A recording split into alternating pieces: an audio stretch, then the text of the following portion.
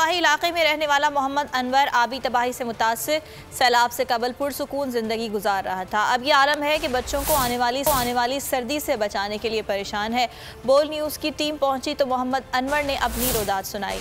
मोहम्मद अनवर कैसे गुजर बसर कर रहा है, बाबर नसीर बताएंगे।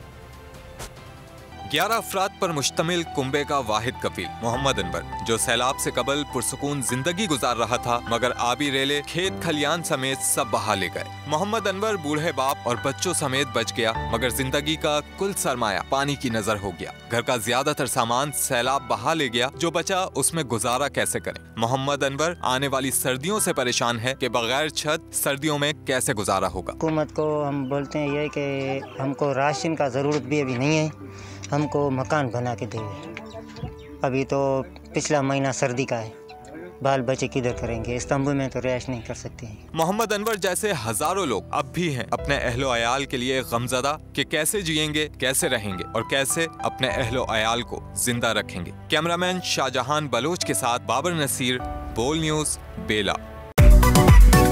मेरी टैक्सी में बैठ जाओ, जहाँ तक ले जाऊंगा। आई है टैक्सी कैश, टैक्सी कैश, आई है टैक्सी कैश, टैक्सी कैश, आई है टैक्सी कैश। कभी टैक्सी वाले ने सवारी को किराया दिया, सुना है ये सीट नहीं हॉट सीट है।